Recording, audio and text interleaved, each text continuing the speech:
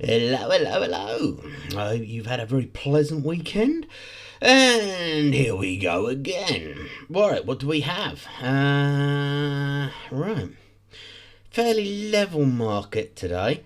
Um, Bitcoin level 19706, so that's dropped just below that 20 resistance. It's concerning. But Ethereum is strongly staying above the 1.5 resistance. So Ethereum's level on 1.562 currently. Overall, the market is fairly stable. We are going to see probably losses and gains in a very small area over the next month. Traditionally, September is a pretty shitty month for crypto. It ends up red nearly all the fucking time. That doesn't mean we're going to be red this time. But look, with a history of things, it is a bad month.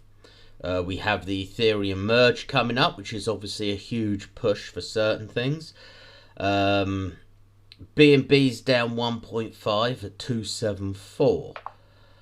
We've got Ravencoin having a mad push, up 8%. That's to 0.032. Ravencoin's an interesting coin. It's a fork off of Bitcoin. It's got a team of 4 very astute businessmen behind it. Long-term chief developer as well. It's basically one of the options of where the Ethereum hash rate is going to go after the merge. Hence, people are having that little bit of gamble on it. It's not a bad bet, but it's still looking, with an over 50% vote, that the majority of miners are going to move on to Ergo. Ravencoin and ETC are top contenders, but then so is Monero, Zcash, Zec, as well. Yeah, look, majority of people, go. Monero's also a pretty safe bet, isn't it? Do you know what I mean? We'll have to just wait and see on that front. But in that run up, we are just going to see these guys gaining and losing that little bit of ground as people gamble on which one's going to come in tops. Flutterwave, that's a Nigerian fintech company, has secured a switching and processing permit from the Central Bank of Nigeria. It looks to be facilitating transactions between financial institutions, merchants and customers. Very bullish news for them. Iran, after all that trouble arresting everybody, has started to actually license miners now under a new regulatory framework. I guess they had to arrest, beat and murder them all before they actually could make money themselves out of it. Crypto companies, they're still trying to break the mainstream through sports sponsorships. We saw that Crypto.com dropped out of one, but these are major crypto companies fighting it out there with the top boys in drinks, banking and other regular business fronts. It's all very good news and bullish for us as far as that overall use case knowledge and mainstream. Awesome stuff.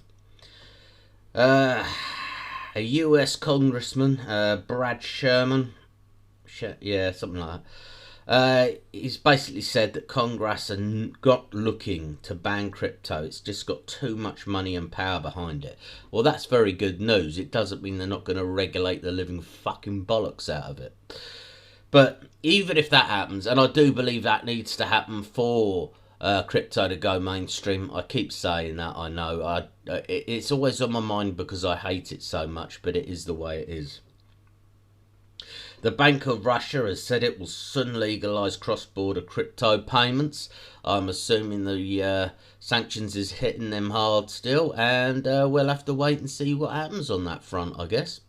The UK have put out warnings that any exchanges that breach sanctions, they are going to be looking into them. So, yeah.